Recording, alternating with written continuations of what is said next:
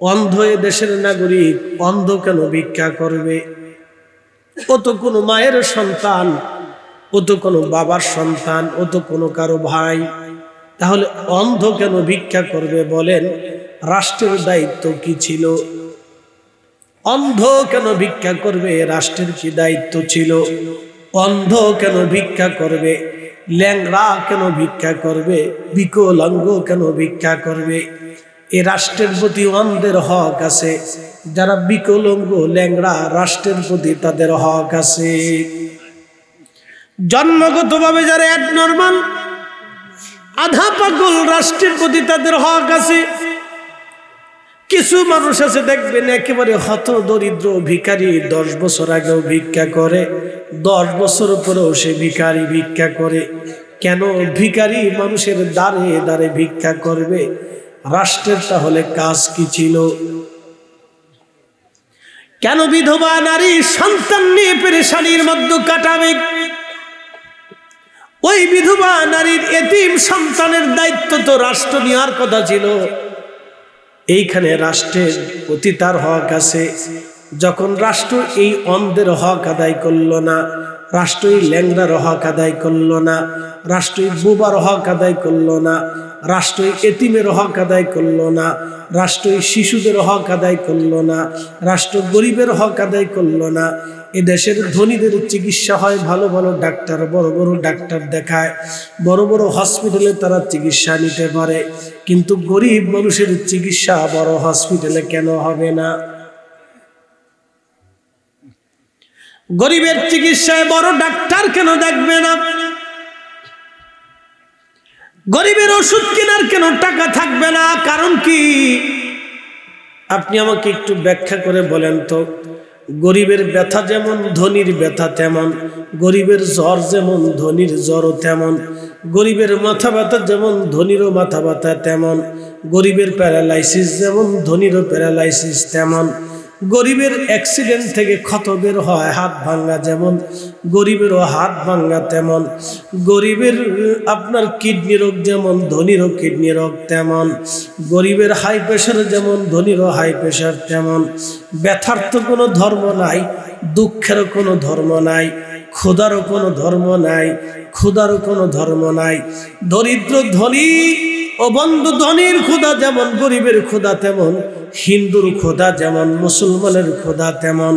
সবার ক্ষুধার যন্ত্রণা একই রকম, সবার ব্যথার যন্ত্রণা একই রকম, সবার স্বজন হারা ব্যথা বেদনা সবারই একই রকম। ধনীর আপনজন হারাইলে যেমন ব্যথা লাগে, গরিবের আপনজন হারাইলে তেমন ব্যথা লাগে। ধনীর সন্তান না খেয়ে থাকলে ধনীর যেমন কষ্ট হয়, গরিবের সন্তান না খেয়ে থাকলে গরিবের মায়ের কষ্ট হয়।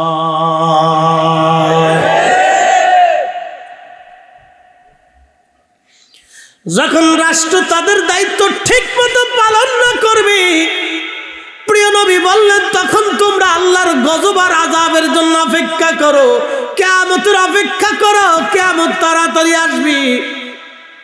আল্লাহর আকাশ থেকে পাথর নিক্ষেপ হতে পারে, মাটির ভিতর থেকে আগুন বের হয়ে যেতে পারে, অথবা ভূমিকম্প দিয়ে আল্লাহ জমিন ধসিয়ে দিতে পারে। নানান নানান রোগ আর ব্যাধি দিয়ে আল্লাহ তোমাদেরকে ছেয়ে দিতে পারে। বঙ্গোপসাগরের নিচে এটা যাবে না, বাংলাদেশের মাটির নিচে আঘাত করবে। প্রশ্ন হলো, আমার রব কি ভূমিকম্পটা বঙ্গোপসাগর অথবা ভারত মহাসাগরের একবারে গভীরে নিতে পারে না? ইচ্ছা করলে রব পারে, কিন্তু বাংলাদেশের মাটির নিচে ভূমিকম্প বারবার কেন লাড়া দেয়? আল্লাহ রসুল বললেন 14টা কারণে ভূমিধস ভূমিকম্প আসবে, এমনকি মাটির নিচ থেকে আগুন বের হয়ে দুনিয়া জ্বালিয়ে দিতে পারে। গরম হাওয়া এসে এসে তোমাদের আবহাওয়া পরিবর্তন করে দিয়ে বিভিন্ন বালা এবং রোগ ছড়িয়ে দিতে পারে। 2 নম্বর কারণ নবীজি বলেন, ওদাউল আমানা, উম্মত আমানত ধ্বংস করে ফেলবে। প্রচুর পরিমাণে আমানতের খেয়ানত হবে, এত পরিমাণে আমানতের খেয়ানত হবে, বাবা ছেলেরে বিশ্বাস করতে পারবে না, ছেলে বাবারে বিশ্বাস করতে পারবে না, বন্ধু বন্ধুকে বিশ্বাস করবে না, স্বামী স্ত্রীকে বিশ্বাস করবে না। স্ত্রী স্বামীকে বিশ্বাস করবে না, সন্তান মাকে বিশ্বাস করবে না, মা সন্তান বিশ্বাস করবে না। এত পরিমাণে আমানতের খেয়ানত হবে। আমার রসুলের দরবারে 40টা বছর কোরআন নাজিল হয় নাই, কিন্তু আমার নবীজি এত বড় আল আমিন ছিলেন, এত বড় আমানতদার ছিলেন। জীবনে কোনো কাফেরও কোনোদিন বলতে পারে নাই মুহাম্মাদুর রাসূলুল্লাহ সাল্লাল্লাহু আলাইহি সাল্লাম আমাদের আমানত নষ্ট করেছেন। আমার নবী ছিলেন মক্কার নগরের জীবন্ত ব্যাংক, জীবন্ত ব্যাংক। বিশ্ব ব্যাংক থেকে টাকা চুরি হতে পারে, সুইস ব্যাংক থেকে টাকা চুরি হতে পারে, বাংলাদেশ ব্যাংক থেকে টাকা ডান বাম হতে পারে, কিন্তু আমার রসুলের দরজা থেকে কখনো আমানতের খেয়ানত হয় না। কিন্তু আফসোস, এই উম্মত সেই আমানত ধরে রাখতে পারল না। এই উম্মত সেই আমানত ধরে রাখতে পারে না। এই উম্মত আমানত ধরে রাখতে পারে নাই। এই উম্মত আমার রসুলের দেওয়া আমানত ধরে রাখতে পারে নাই। এই উম্মত আমার রসুলের দেওয়া আমানত ধরে রাখতে পারে নাই। এই উম্মত আমার নবীর দেওয়া আমানত ধরে রাখতে পারে নাই।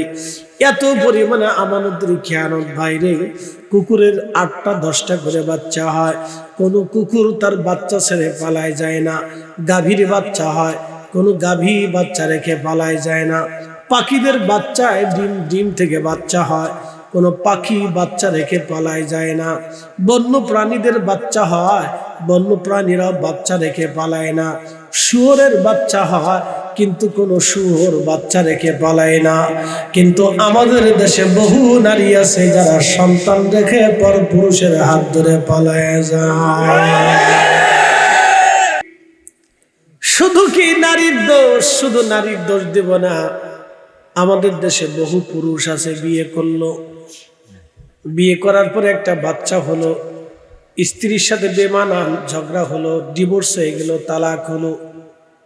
ওই পুরুষ আরেকটা বিয়ে করলো, বিয়ে করার পরে ওই পুরুষ সংসার শুরু করলো, কিন্তু প্রথম স্ত্রীর ঘরের সন্তানদেরকে কখনো খোঁজ নিল না, ভরণ পোষণ দিল না, খাবার দিল না, অর্থ দিল না, বৃত্ত দিল না।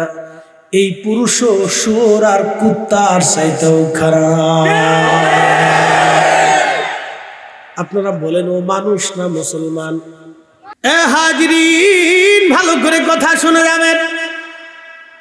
যদিও শুনতে খারাপ শোনা যাবে, অনেকের মনে কষ্ট লেগে যেতে পারে, ক্ষমা করবেন। আমি বৃহত্তর স্বার্থে কথাগুলি বলতেছি। আমাদেরকে মানুষ হওয়া লাগবে, মানুষ। আমি মুসলমান। আল্লাহ রসুল বলেন আল মুসলিমু মান সালিমাল মুসলিমুনা মিন লিসানিহি ওয়া ইয়াদিহি।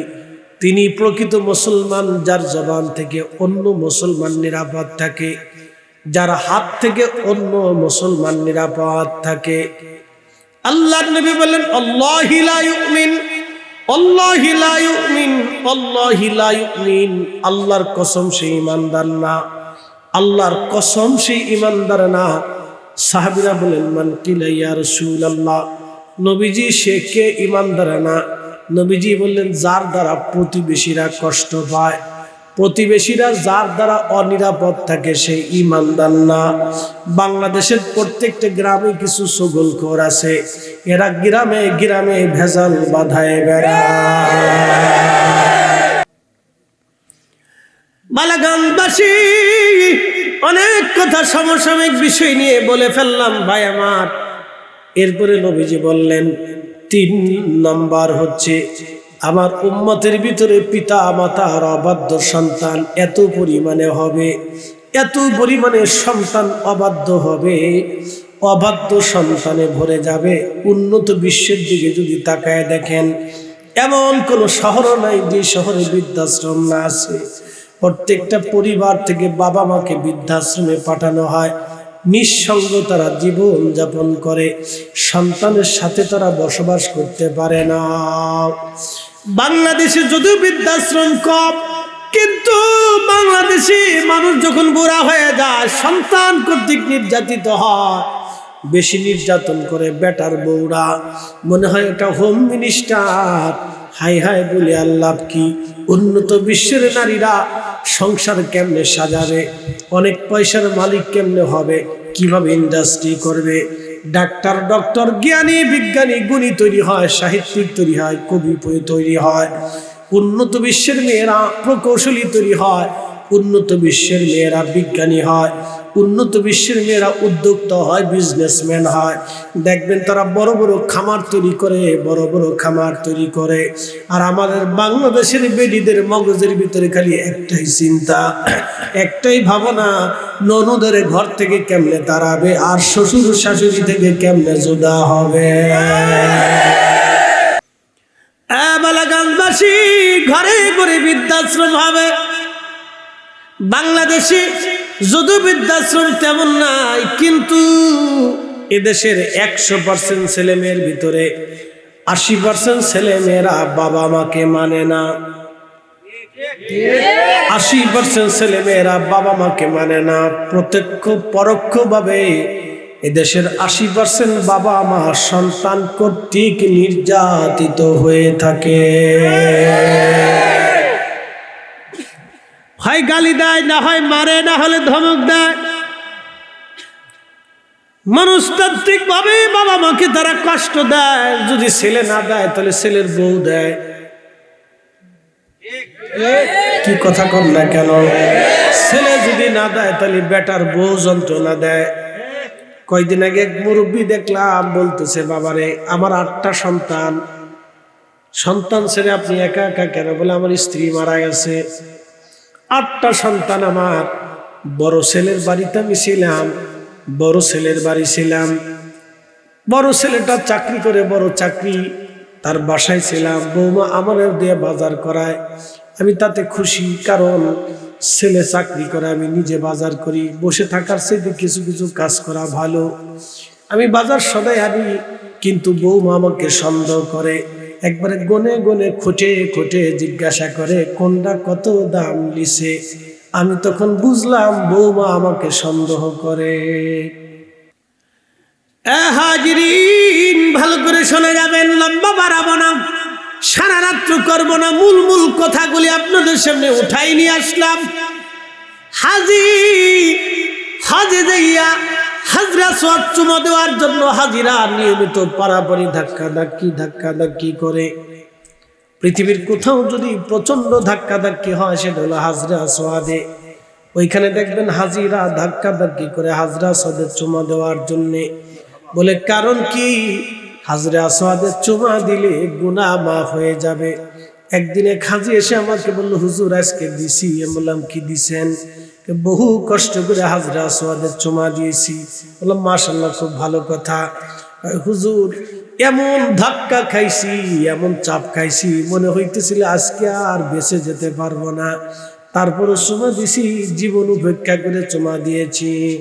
আমি বললাম, হাজি, জীবন উপেক্ষা করে হাজরা আসাদের চুমা দিয়েছেন, মায়ের পায়ে কি কোনোদিন চুমা দিয়েছেন? আমার দিক চেয়ে রয়েছে। বলো, হাজি, হাজরা আসাদের তো চুমা দিলেন, মার পায়ে কোনোদিন চুমা দিয়েছেন? এ বালাগঞ্জবাসী, শুনে যাবেন, মার পায়ে কোনোদিন চুমা দেন নাই। হাজি হজ করে আসছে, এমন হাজি বাংলাদেশে আছে মারে খাবার দেয় নাই, কিন্তু হজ করে চলে আইছে। হাজির হজ হলো না। রব্বুল আলামিন বললেন, যহারাল ফাসাদু ফিল বাররি ওয়াল বাহরি বিমা কাসাবাত আইদিন নাস। জলে আর স্থলে, সাগরে আর নগরে, পাহাড়ে আর পর্বতে যত বালা তোমরা দেখো, এই বালাগুলি আমি আল্লাহ তোমাদেরকে জোর করে চাপাই দেই না। তোমাদের দুহাতের রুজি তোমরা গুনাহ করো, আমি রব্বুল আলামিন এই বালাগুলি তোমাদের চাপায় দেই। প্রশ্ন রাখবেন ফরিদি হুজুর, কি কি কারণে এই বালাগুলি আসে? 14টা কারণে বালা আসে। তার নাম্বার 1 নাম্বার, যখন রাষ্ট্রের অধিপতি যারা থাকবে, রাষ্ট্রযন্ত্রে যারা থাকবে, রাষ্ট্রের গুরুত্বপূর্ণ পদে দায়িত্বে যারা থাকবে, রাষ্ট্রের সম্পদকে মেরে মেরে মেরে মেরে নিজের মনে করে ভাগ বাটোয়ারা করে খাবে, তখন তোমরা আল্লাহর আকাশ থেকে পাথর এবং জমিনের ভূমিকম্প, দুর্ভিক্ষ আর টর্নেডো আর মহামারী, বিভিন্ন রোগ এবং গরম লু হাওয়া এবং সমুদ্র থেকে ধেয়ে আসা বিপদ আর নানান রোগের জন্য তোমরা অপেক্ষা করতে থাকো। আমার আল্লাহ তাসবির দানা যেইভাবে ছিঁড়ে ছিঁড়ে পড়লে টপ টপ করে পড়তে থাকে, আল্লাহর আকাশ থেকে এইভাবে একটার পর একটা বালা আসতে থাকবে। মুমিন ব্যতীত কেউ বাঁচতে পারবে না। একবার জোরে বলা যাবে কি আল্লাহু আকবার। শুনে যাবেন হাজিরিন, মা বাবার খেদমত অনেক বড় দামি। প্রশ্ন করবেন ফরিদে হুজুর, আমি মার পায়ে কেন চুমা দিব? আচ্ছা এখানে বলেন তো, কেউ মা সারা দুনিয়াতে আইছে? আমরা সবাই মার পেটের মধ্যে ছিলাম, ছোট্ট কালে মার কোলের মধ্যে আমরা ছিলাম। মা আমরারে ধইরা হাতের মধ্যে তেল দিয়া, শরীরে তেল দিয়া, পায়ের মধ্যে তেল দিয়ে মা আমাদের হাতের মধ্যে চুমা লাগাইতো, আমরা পায়ের মধ্যে তেল দিয়ে মা পাটা ধরে আমরার চুমা লাগাইতো। মা যদি আপনার পায়ের মধ্যে চুমা দিতে পারে, আপনি সন্তান হয়ে কেন মার পায়ে চুমা দিতে পারবেন না? যুবক রে, জান্নাত যদি পাইতে চাও, মার পায়ের মধ্যে চুমা লাগাও, বেহেশতের দরওয়াজায় চুমা লাগানো হয়ে যাবে। যুবক রে, যদি সুখী হতে চাও, মার পায়ে চুমা লাগাও, আল্লাহর জান্নাতে চুমা লাগানো হয়ে যাবে। যুবক রে, যদি খোদার ঘরে চুমা দিতে চাও, তাহলে আগে মার পায়ের মধ্যে চুমা লাগাও, আল্লাহর ঘরের মধ্যে চুমা লাগানো হয়ে যাবে। বলে কারণ কি? মা তোমার জান্নাত, মা তোমার জাহান্নাম, বাবা তোমার জান্নাত, বাবা তোমার জাহান্নাম। নবী বলেন, উম্মত রে তোমরা শোনো, বাবা মার খেদমত করে যদি জান্নাত নিতে না পারো, তাহলে তুমি ধ্বংস হয়ে যাবা, তুমি ধ্বংস হয়ে যাবা। বাবা মা পাওয়ার পরে যদি খেদমত করে তুমি জান্নাত নিতে না পারো, তাহলে তুমি ধ্বংস হবা। এই জন্য হজ করার আগে বাবা মার খেদমত আপনি করে নেন। বাবা মারে খুশি করে যদি হজে যাইতে পারেন, তাহলে হজ কবুল হয়ে যাবে। বালাগঞ্জবাসী, আল্লাহর নবী বললেন, যখন সন্তানরা বাবা মাকে কষ্ট দিতে থাকবে, আল্লাহর আকাশ থেকে পাথর, জমিনের ভূমিধস আর ভূমিকম্প আর নানান নানান রোগের জন্য তোমরা অপেক্ষা করতে থাকো, আর কিয়ামতের জন্য অপেক্ষা করো। ওটার সময় বেশি নাই, সময় বেশি নাই। 2 নম্বর। আর 1 নম্বর হলো, সারা দুনিয়াতে বেহায়াপনা ছড়িয়ে যাবে। এত পরিমাণে বেহায়াপনা হবে, প্রকাশ্য গায়ক গায়িকারা নাচানাচি করবে, গান বাদ্য করবে। তার বাস্তব প্রমাণ হলো এই মোবাইল। আপনি একটা খবরও যদি দেখতে যান, তাহলে বেডি একটা সামনে চলে আসে, খবর দেখতেছি, ফুট করে বেডি একটা চলে আসছে। বাপরে মা, বেডি এত সুন্দর অ্যাডভার্টাইজ দিব, বাপরে বাপ, সোনো পাউডারের অ্যাডভার্টাইজ দিলে মনে হয় যে বিশ্ব সুন্দরী হয়ে যাবে। আরে ওটা মাখলে যদি বিশ্ব সুন্দরী হয়ে যেত, তো আফ্রিকার মানুষ কালা কেন? কি কথা ঠিক আছে কিনা? সোনো পাউডার মাখলে যদি মানুষ সুন্দর হয়, তাহলে আফ্রিকার মানুষ কালা কে? আমার একটু বুঝাই দেয়, ওরা কালা থাকবে কেন? তো ওরা তো ফর্সা হয়ে যাওয়ার কথা।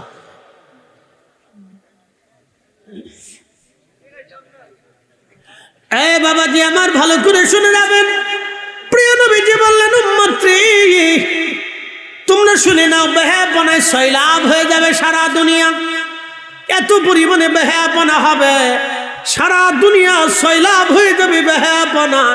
জানায় জানায় ব্যভিচারে তামাম দুনিয়া ভরে যাবে, পরকিয়াতে ভরে যাবে, ডিভোর্সের সংখ্যা বেড়ে যাবে, বহু তালাক হতে থাকবে। আজকে বাংলাদেশের দিকে যদি তাকান, তামাম দুনিয়ার দিকে যদি তাকান, শুধু তালাক আর তালাক আর তালাক আর তালাক, তালাকে তালাকে তামাম দুনিয়া ভরে গেছে। কাজী সাহেবকে যদি জিজ্ঞেস করেন, কাজী বিয়ে পড়ান কেমন? কয় বিয়ে যেমনে পড়ায় তেমনি সারাই। বলে কারণটা কি? দোষ কার? কোনো দোষ নেই, সব দোষ হলো মোবাইলে।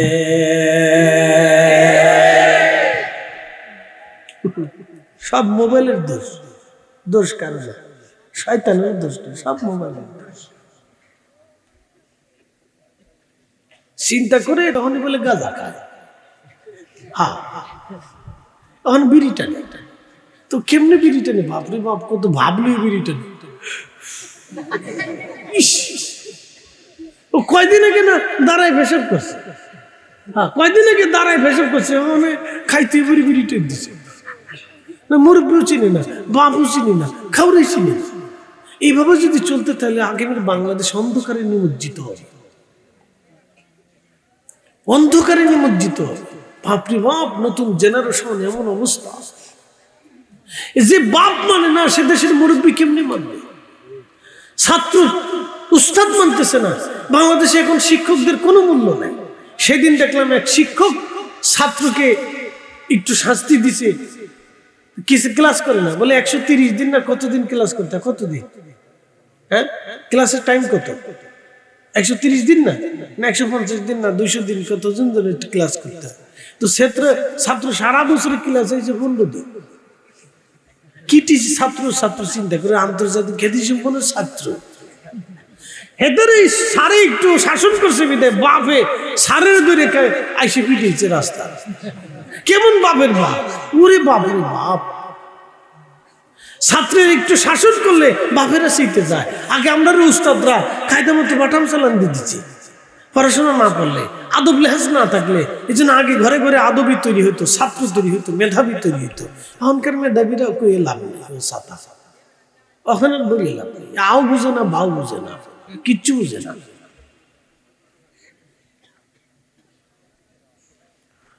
মুসলমান ভালো করে শুনবেন, আল্লাহ রসুল বলেন উম্মতরে বেহাপনা তামাম দুনিয়া সয়লাব হয়ে যাবে, তখন তোমরা কিয়ামতের অপেক্ষা করো। দুনিয়া ধ্বংসের দ্বার প্রান্তে চলে আসবে। কি বুঝলেন আপনারা? তালাকের সংখ্যা বেড়ে যাবে, তামাম দুনিয়ার ন্যায় বিচার শূন্য হয়ে যাবে। পৃথিবীতে কোনো ন্যায় বিচার থাকবে না, ন্যায় বিচার থাকবে না, ন্যায় বিচার থাকবে না। বাংলাদেশের 64,000 গ্রাম যদি আপনি দেখেন, কোন গ্রামে ঠিক মতো বিচার হয় আমার জানা নাই। 30 বছর ধরে, আমার দিকে তাকা, 30 বছর ধরে জমির মামলা চলে। কিসের মামলা চলে? কত বছর মামলা চলতে চলতে বেটার দাঁত পড়ে গেছে, চুল পাকে গেছে, বুড়ো হয়ে গেছে, তারপরে আদালতে দাঁড়ায় থাকে, মামলার রায় হয় না। 30 বছর ধরে মামলার রায় চলে হচ্ছে না। জমির মামলা, কি মামলা রে ভাই! ভাই ভাইয়ের বিরুদ্ধে মামলা করছে, 30 বছর ধরে জমি নিয়ে মামলা চলতেছে। কি আশ্চর্য! আমাকে একটু বুঝান তো, একটা মামলা 30 বছর ধরে চলবে কেন? হ্যাঁ, আমার বুঝাই দিতে পারবেন যে কোন কোন কারণে 30 বছরের মামলাটা চলবে? আমার একটু বুঝান তো। আচ্ছা, আপনাদেরকে একটা কথা বলি, আমার বুঝান। ভাই ভাইয়ের জমির ঝগড়া হলো, এই ঝগড়া মিটানোর দায়িত্ব কার? মসজিদের ইমাম সাহেব, হুজুরের। আপনাদের খতিব সাহেব কামরুল ভাই তো, আপনার দায়িত্ব নেই? বাবার না, বাপেরও তো দায়িত্ব নেই, চাচারও না, গ্রামের সর্দারও না, চেয়ারম্যান মেম্বারও না। এর দায়িত্ব হলো প্রশাসনের, রাষ্ট্রের। পৃথিবীর উন্নত বিশ্ব যায় দেখেন, এক টুকরো জমিনে, 1 ইঞ্চি জমিনেও কোনো দিন ঝগড়া হয় না। কারণ কি? রাষ্ট্র জমি মাইপে বুঝাই দিয়ে যায়, রাষ্ট্র জমি মাইপে বুঝাই দিয়ে চলে যায়, কেউ ঝগড়া করে না। আরে ভাই আর এক ভাইরে খুন করতেছে জমির জন্য, কথা ঠিক আছে না? ভাই ভাইয়ের মাথার উপর বাড়ি মারতেছে জমির জন্য, ভাই ভাইয়ের অস্ত্র ধরতেছে জমির জন্য। সেদিন দেখলাম এক ভাই আর এক ভাইরে একবার রামদে কুবাই মেরে ফেলছে, আপন ভাই ভাইরে কুবাই মেরে ফেলছে জমির জন্য। এগুলো তো আসলে এই কারণে আমাদের দেশে আল্লাহর গজব আসতেছে। একসাথে বলেন, কি আসতেছে? গজব আসতেছে। আল্লাহ আমাদের এই ফিতনা থেকে, বালা থেকে বাঁচায় না। খুব জোরে বলেন আমিন। আর একটু জোরে বলেন আমিন। যেই কথাগুলি বললাম এগুলি কাজে পরিণত করবেন। আমাদেরকে মানুষ হতে হবে, মুসলিম হতে হবে। আসলামতু লিরাব্বিল আলামিন, সে মুসলিম হতে হবে যে মুসলিম আল্লাহর কুদরতি কদমে নিজেকে সমর্পণ করে, সপর্দ করে। কথা বলেন ঠিক আছে কিনা? না, খালি সুরতে মুসলিম না, সুরতে এবং নীতিতে মুসলমান হতে হবে। 500 টাকা দিলে দেশে সাক্ষী পাওয়া যায়। 500 টাকা দিলে ওই আপনার সৈলেটের আদালতে দ্বারা সাক্ষী দিয়ে আসবে, কাইন্দে সাক্ষী দিয়ে মাত্র 500 টাকা। 500 টাকা মামলা শুরু হয় মিথ্যা দিয়ে। স্যার ভালো করে লেখেন, যেমনি লেখলে মামলাটা মজবুত হবে ওইভাবে লেখেন। ঘটনা অর্ধেক সত্যি অর্ধেক মিথ্যা। বিজ্ঞ আদালত চিন্তা করে হাই হাই হাই রে, এই ঘটনার তো আগা গোড়া নাই, মাথাও নাই গুড়াও নাই, বিচার দিবে কি, রায় দিবে কি? শুরুই তো মিথ্যা নিয়ে হয়, অনেক প্রবলেম। এই জন্য আমাদেরকে মানুষের মতো মানুষ হতে হবে, নীতিতে মুসলিম হতে হবে, নীতির মুসলমান হতে হবে, নবীর সুন্নতের তরিকায় মুসলমান হতে হবে। এই জমিন আল্লাহর ওলিদের জমিন, ওলিরা আমাদেরকে এইভাবে মানুষের মতো মানুষ হওয়া, মুসলিম হওয়া, ইমানে আকীদায় নীতিতে শিক্ষা দিয়ে গেছে। কথা বলেন ঠিক না বেঠিক?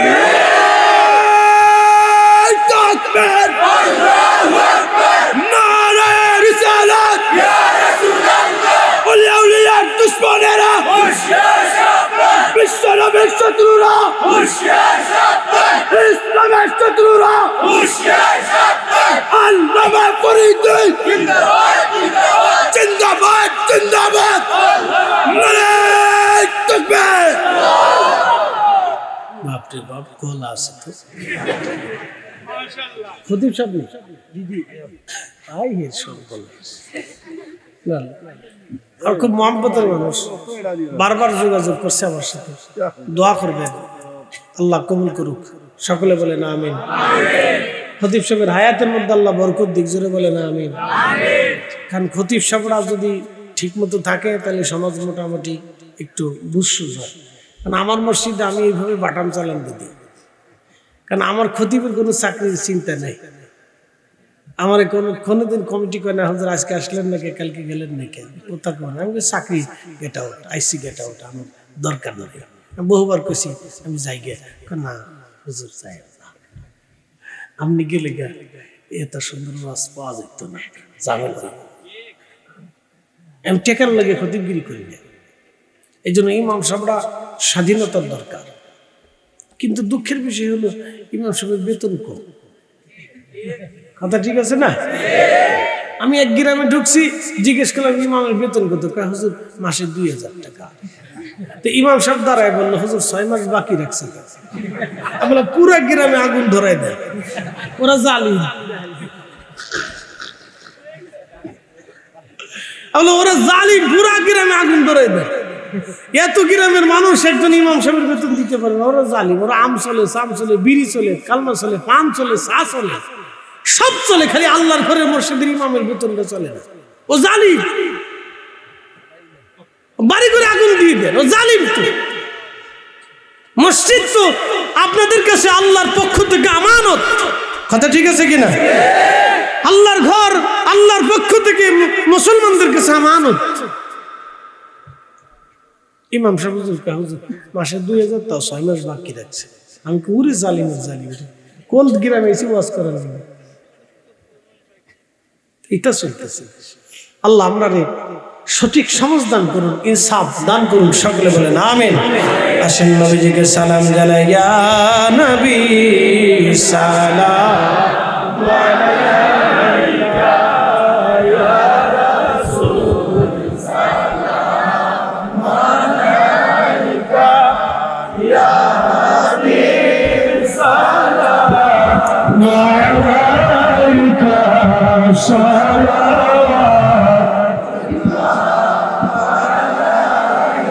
আলিশান বাড়ি করার পরে সেই বাড়ি কিছুদিন পরে মালিক চলে যাওয়ার পরে সেই বাড়িটা পুরাতন হতে থাকে, সেটাও আস্তে আস্তে ভাগার হতে থাকে। গোরস্থান কবরস্থানগুলি 100 বছর পরে সেটা পুরাতন হতে থাকে এবং মানুষের আনাগোনা কমতে থাকে।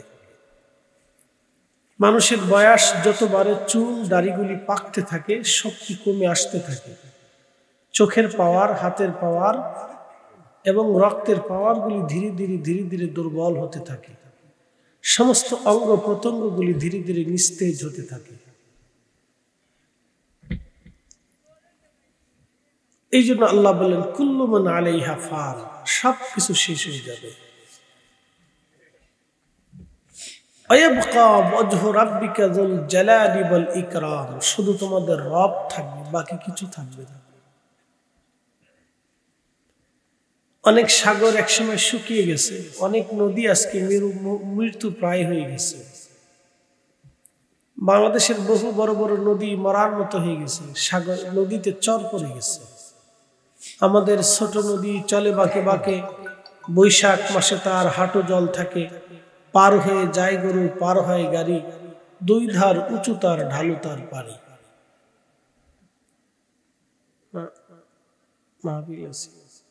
রবীন্দ্রনাথ ঠাকুরের কবিতা।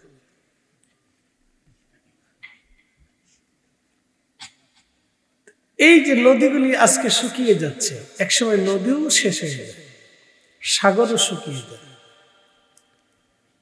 তা আল্লাহ বলেন অবিল আখিরাতি হুম ইউকিনুন, তোমরা আখিরাতে বিশ্বাসী হও।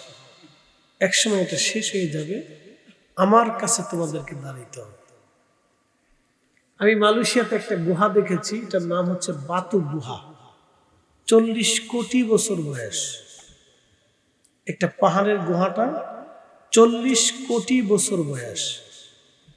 আমি মালয়েশিয়ার গেন্তিং হাইল্যান্ডের ভূমি থেকে 6000 ফিট উপরে, যেখানে ঠান্ডা মেঘ উড়ে আসে, সেইখানে আমি নালা দেখেছি, মানে পানির উৎস দেখেছি, অনেক পানি। চিন্তা করলাম পাহাড়ের উপরে পানি কেন? তখন ভাবলাম এই পাহাড়ের উপরে পানি যদি না থাকে তাহলে এই পাহাড়ের মানুষ এবং জীব কি করে বাঁচবে? ওইখানে আল্লাহ পানির ব্যবস্থা করে রাখছে। আশ্চর্য, পৃথিবীর কত বড় উপরে ভূভাগের ভিতরে আল্লাহ পানি রেখে দিয়েছে মানুষের খাবারের জন্য। সুন্দরবনের ভিতরে একটা গাছও কোনোদিন বাংলাদেশের সরকার লাগায়নি, অটোমেটিক এত গাছ কে তৈরি করে দিছে? সুন্দরবনের ভিতর দিয়ে ছোট ছোট নালা আছে, কিন্তু আশ্চর্য হবে এই নালার ভিতর দিয়ে মিঠা পানি বর্ষিত হয়, সমুদ্রের পানি থাকে না। বলে মিঠা পানি কেন? সুন্দরবনের যে বাঘ, ভাল্লুক, হরিণ, বিভিন্ন প্রাণী আছে তারা এই পানি পান করে, ওরা বেঁচে থাকে।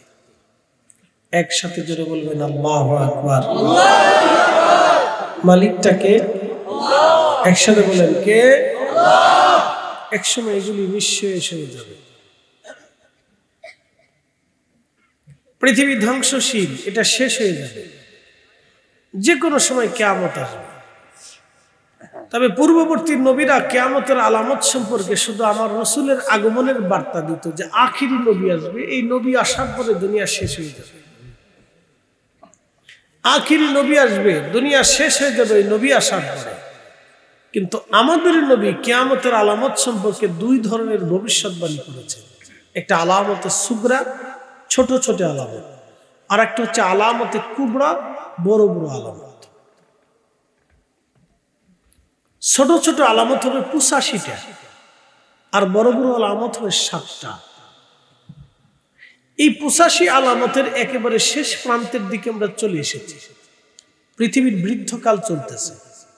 ভাববেন অনেকদিন টিকে থাকবে না, পৃথিবীর বৃদ্ধকাল চলে এসেছে, এটা অনেক বুড়া হয়ে গেছে। এটার ভার আর রক্ষা করতে পারতেছে না। মানুষের গুনাহের একটা ওজন আছে, বুঝতে পারছেন?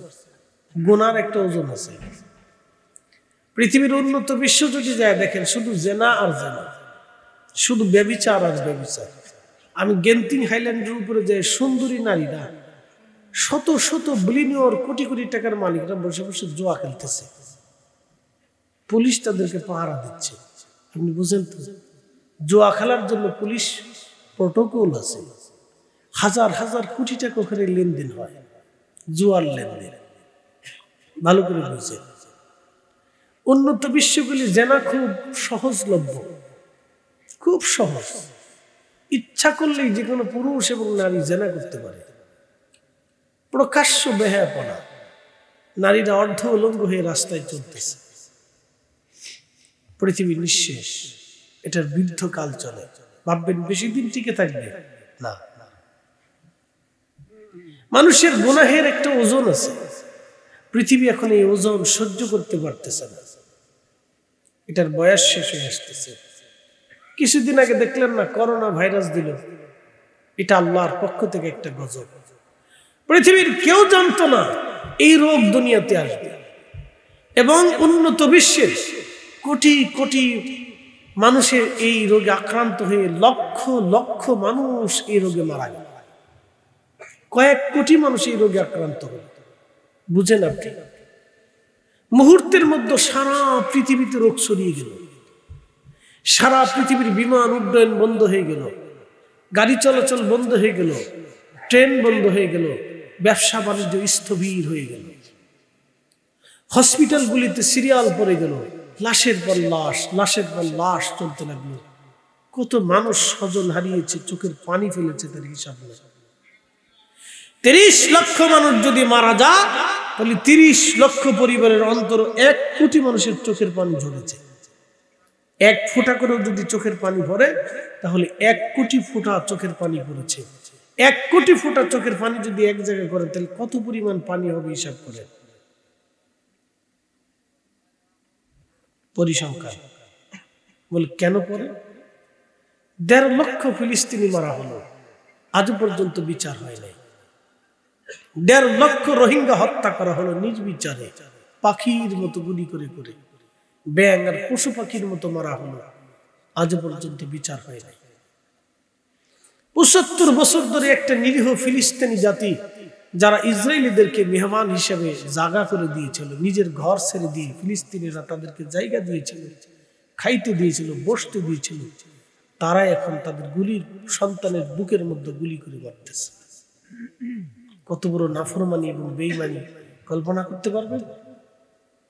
কত বড় বেঈমানি কল্পনা করতে পারবেন? কত বড় গাদ্দারি কল্পনা করতে পারবেন? 75 বছর ধরে মারা হচ্ছে, কিন্তু পৃথিবীর বিবেকী 75 বছর ধরে দেখেও না দেখার ভান করে থাকে, আজও পর্যন্ত ফয়সালা হয় নাই। আল্লাহ করোনা চাপিয়ে দিলেন, মুসিবত চাপিয়ে দিলেন, এইডস চাপিয়ে দিলেন, ডায়াবেটিস চাপিয়ে দিলেন, হার্ট চাপিয়ে দিলেন। পৃথিবীর 5% মানুষ হার্টের রোগী।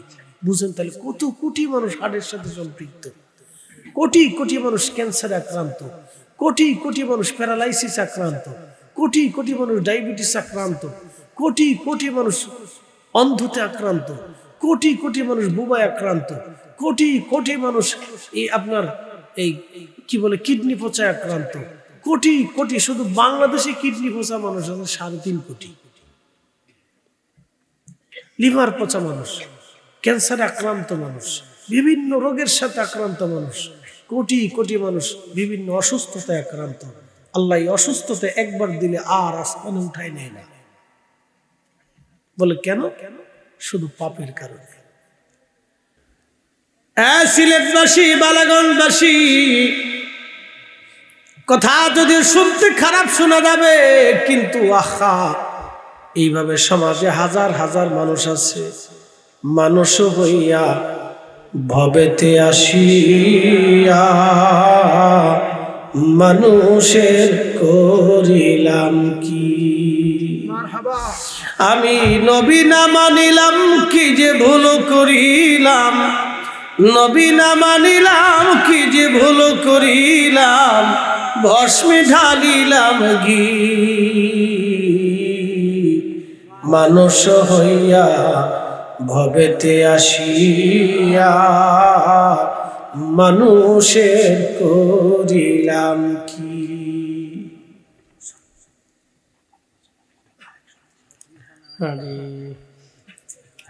খুব মনোযোগ দিয়ে কথাগুলি শুনবেন। উপস্থিতি, এই যে আমাদের দেশে মাঝে মধ্যে মারামারি হয়, কালকে খবরে দেখলাম নবীগঞ্জে পিটি, বাপরে বাপ কি মারামারি, সেনাবাহিনীও সারাইতে পারে না, 50 জন আহত হয়েছে। চিন্তা করেন তো, উসমানী নগর নাকি উসমানী মেডিকেল আহততে ঘুরিয়ে গেছে। আপনি বুঝেন এবার, আপনি আমাকে বলেন তো, এটা মুসলমান না মানুষ কোনটা? আমাকে বলেন। কেন মারামারি করতে হবে? 50 জন আহত হবে, যে যার পারে হেরে পিটেছে। আমার ফরিদপুরে মারামারি লাগলো, সকাল থেকে সন্ধ্যা পর্যন্ত ভিডিও। লাস্টের দিকে কিল লেগে ভিডিও সিঙ্গার হলে ফার্স্ট ইয়ার সিঙ্গার হেতলে ভিডিও লাগছে, সারা শহরে ভিডিও লাস্টে কিল লেগেছে ভিডিও এটা কেউ করতে পারে না, কিন্তু ভিডিও মানুষ আমি বুঝে দেব, মানুষ কিল লেগে ভিডিও করতে পারে। কি বাঙালি দিন দুনিয়ার কোথাও এরকম আছে আমার জানা নেই। শুধু বাঙালি, বাংলাদেশ, ভারত আর পাকিস্তান, এই 3 দেশের মানুষ হলো মাথা মাথা তার তোর চিরা। পৃথিবীর যেখানে যায় সেখানে অশান্তি করে, যেখানে যায় সেখানে নোংরা করে ফেলে দেয়। সৌদি আরবে যদি জানতে যায় দেখবেন বাঙালি পাড়া দেখলে বুঝাবে এখানে স্যাপ ফেলাইছে, কাশ ফেলাইছে, এখানে স্পিক ফেলাইছে, এখানে ময়লা ফেলাইছে, এখানে আবিজুবি ফেলাই রাখছে, খাবার টাবার যেখানে সেখানে ফেলে তুই দিচ্ছে।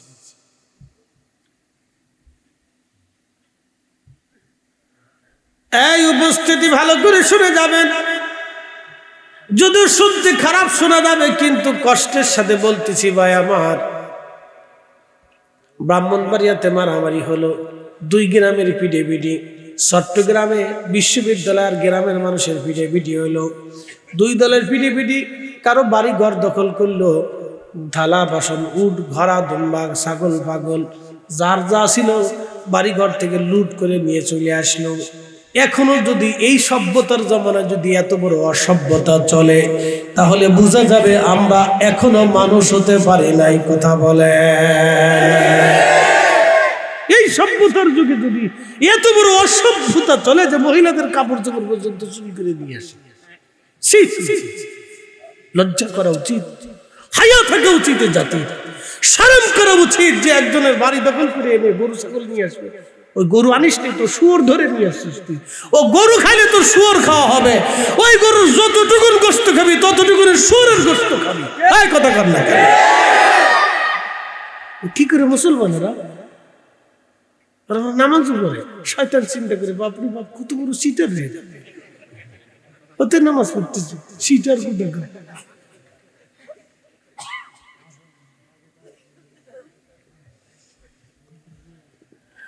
বালাগঞ্জবাসী দুঃখের সাথে কথাগুলি আজ বলতেছি, সভ্যতার যুগে যদি এইরকম অসভ্যতা হয় তখন আর এগুলি মেনে নেওয়া যায় না। ভাই আমার, পৃথিবীর বড় বড় উন্নত দেশগুলিতে নির্বাচন হয়, নির্বাচন নিয়ে কোনো ভিডিভিডি নাই, শুধু একমাত্র ভিডিভিডি বাংলাদেশে। ওরে বাপ রে বাপ, কি ভিডিভিডি!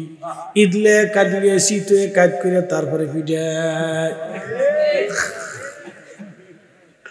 আমি যে কিতে ওয়াজ করতাম আমি নিজেও বুঝে পাইনি, ডর করে যে আমি ওয়াজ করে গেলে কেন রাস্তাটা আমার দূরে ফিরে কিনে আল্লাহ যাবে,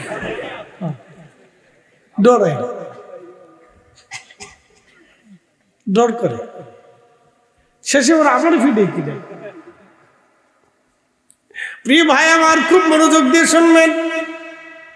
এই জন্য আমাদেরকে মানুষের মতো মানুষ হতে হবে, রসুলের চরিত্রের মানুষ। কি কথা কর না কেন? নবীর চরিত্রে মানুষ হতে হবে, সাহাবীদের চরিত্রে মানুষ হতে হবে, অলিদের চরিত্রে মানুষ হতে হবে। দেখেছেন আজ পর্যন্ত দুনিয়ার কোন অলি কাউকে একটা থাপ্পড় মেরেছে? আছে কোন নজির আছে? দুনিয়াতে কোন অলি কারো বাড়ি থেকে গরু ধরে নিয়ে আসছে? কোন নজির আছে? দেখেছেন কোন অলি কারো সম্পদ নষ্ট করে দিয়েছে? না না, অলিরা ছিল মানুষের জন্য আশ্রয়। এই জন্য এখনো খাজা বাবা আজমিরের দরবারে হিন্দুরা যায়, মুজাদ্দিদ আল ফেসনির বরগাহে শিখেরা যায়, শাহজালাল ইয়ামিনীর বরগাহে সব ধর্মের মানুষ এখনো যায়। কারণ অলিরা ছিল আশ্রয় কেন্দ্র, অলিরা ছিল অসহায়ের সহায়। এই কথা কর না কেন? অলিরা অসহায়ের সহায় ছিল। পৃথিবীর সব ধর্মের মানুষগুলি তাদের কাছে যে আশ্রয় দিত। আর খাজা বাবা আজমিরের এই সুন্দর আদর্শ দেখে, নীতি দেখে, তার কামালিয়ত দেখে 90 লক্ষ মানুষ কালেমা পড়ে মুসলমান হয়ে গেল। আর আমাদের দেশের তৌহিদি জনতা কবর থেকে মানুষ উঠে পুরা। ওদেরকে দেখে কতজন মুসলমান হবে বলেন তো? হ্যাঁ, ওরা ভাবতেছে আমরা দিন কায়েম করতেছি। সুট্টা, তুই কি দিন কায়েম করবি রে বেটা? তোরে দেখে অন্য অন্য ধর্মের মানুষ চিন্তা করতেছে সর্বনাশ, ওদের কাছে যাওয়া যাবে না। কি কথা কর না কেন? ডর ডর, অন্য ধর্মের মানুষ ডরাচ্ছে। যাদের কাছে স্বজাতির মানুষ নিরাপদ না, সে জাতের অন্য জাতের মানুষ কি করে নিরাপদ হবে? আশ্চর্য কথা তো।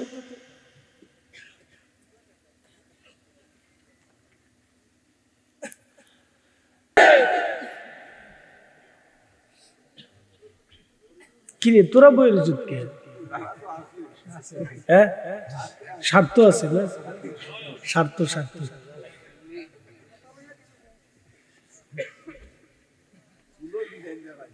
বাবা আমার, কিরে তুই বইয়ের যুগ কে? বাক্কা মজা রে বা, বাক্কা মজা। ওই তো নি, ওই তো নি, আচ্ছা ওই তো আস্তে রে, তুই তো নি কৌকা মার হাবা আস্তে রে, তো ওই তো না রে। আল্লাহ নেকি লিখে দিয়ে দিব করনা মার হাবা। আল্লাহ নেকি লিখে দিয়েছে, আপনি বলছেন আস্তে রে তুই তো, কিন্তু আমার রব নেকি লিখে দিয়েছে, কারণ আপনি নিয়ত করেছেন। আমার আল্লাহ আপনার নিয়তকে পুরা করে দিছে। একবার জোরে বলা যাবে কি মারহাবা? কখনো তোমাকে যদি ভুলি, হেদায়েতের আলো জ্বেলে। তোরা ফারুস নি, গজল ফারুস নি? হ্যাঁ, ভালো ভালো গজল শিখাবেন বাচ্চাদেরকে। আমার ফাইটতে যাইছিস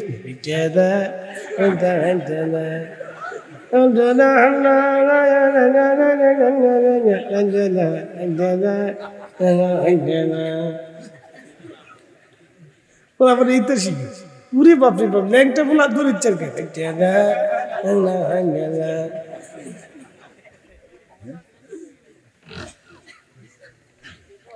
বাঙালি যে সময় যেতে পাই ইডলি আছে, আই খাইনি, তালের কোনো ঠিক পেয়ে নেই। সকালে এক তাল, দুপুরে আর এক তাল। প্রত্যেক সপ্তাহে সপ্তাহে দেশে তাল জোড়া দেয়। হ্যাঁ, এক এক সময় এক এক তাল। আমি তাল খুঁজে নিই।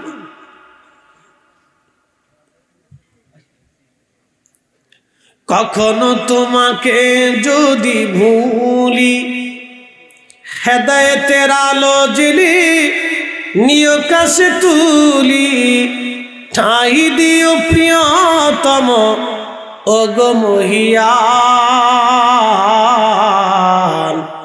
তুমি রহমান, তুমি মেহেরবান। অন্ধ গাহে না শুধু তোমার গুণগান, বুঝেও বুঝে না তবু শান। তুমি রহমান, তুমি মেহেরবান।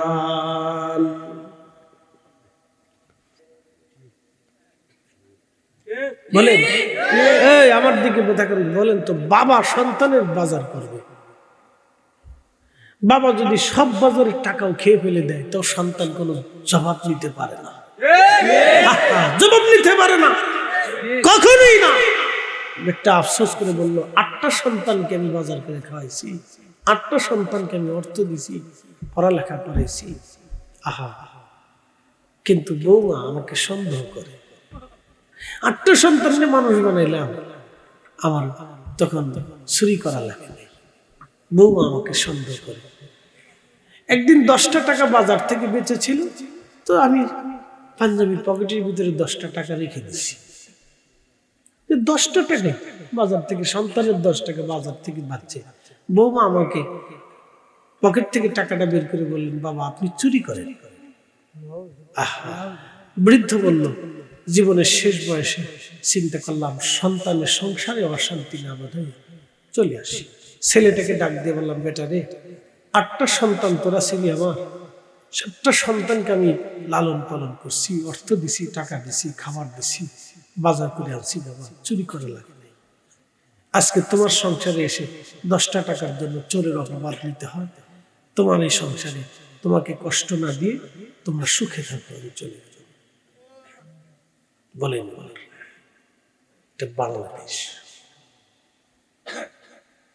এই বিচার কি করবে? যদি আইন ঠিক মতো থাকতো তাহলে ওই সন্তানের বৌমারে দইয়াই না কায়দা মতো বাটাম চালান দিয়ে 6 মাসের জেল জরিমানা দিয়ে দিলেই সব টালের মতো সোজা হয়ে যায়। এই জন্য আল্লাহর আকাশ থেকে গজব আসে, কারণ এই ধরনের কিছু মানুষের প্রতি জুলুম হওয়ার পরেও কোনো শাস্তি নেই। এই জন্য আল্লাহর আকাশ থেকে গজব আসতেছে।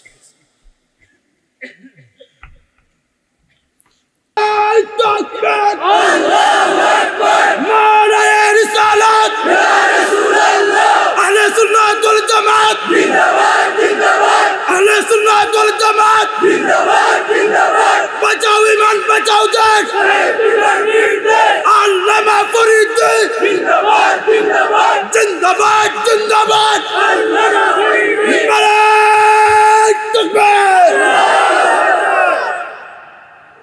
নবী আমার ডাক দিয়ে বলেন, সাহাবীরা, বাবা মার চেহারার দিকে যদি তুমি তাকাও, মায়ের নজরে একটা কবুল হজের সওয়াব হবে।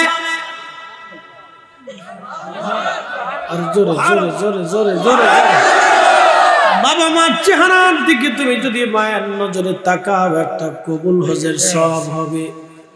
ভালো করে বুঝে যান, মা যদি অন্ধ হয় কবুল হজের সওয়াব হবে, বাবা যদি ল্যাংড়াও হয় কবুল হজের সওয়াব হবে, বাবা যদি আধা পাগল হয় কবুল হজের সওয়াব হবে, মা যদি অশিক্ষিত হয় কবুল হজের সওয়াব হবে, বাবা মার চেহারা যদি নিগ্র কালো হয় তারপরেও কবুল হজের সওয়াব হবে। সাহাবী বললেন, হুজুর, যদি 100 বার কেউ তাকায় বাবা মার চেহারার দিকে মায়ের নজরে, নবীজি বলেন 100টা কবুল হজের সওয়াব হবে। না সুবহানাল্লাহ না করলে জবানে ঠাডা পড়বে। জোরে বলেন, জোরে বলেন। খালি হজ হলো বাড়ি, হজ কোন জায়গা আছে? বাড়িতেও হজ আছে, কিন্তু হাজি নিজের মা বাবার কাছে হজ না খুঁজে হজ খুঁজতেছে মক্কায় যাইয়া, কিন্তু জীবনে বাপ মারে ঠিক মতো খাতি দিল না, ওষুধ কিনে দিল না, যত্ন করলো না।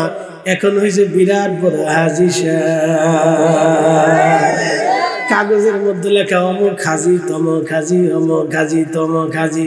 শয়তানে চিন্তা করে, ওরে সিটার, ওরে সিটার রে সিটার, বাপ মারে খাবার দেয় নাই, ওটা হজ করে আসছে, আর আমার এসে পাথর মারার জন্য জমারাতে আইছে। আমারে পাথর মারার দরকার না, তোরে পাথর মারার দরকার।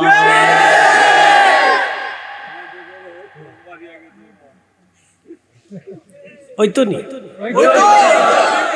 আরো 2 ঘন্টা তোমার কইছি, তোমার কইছি। আচ্ছা, ওটা কোনাত লইয়া, কোনাত লইলে ওটা ঘিরানটা নাকে আসলে শরীরে আরেকটু হিট আসবে।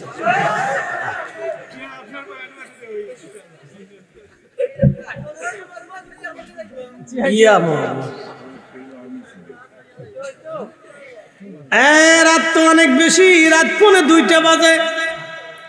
আমার মনে হচ্ছে আমি মাগরিবে বসে ওয়াজ করতেছি।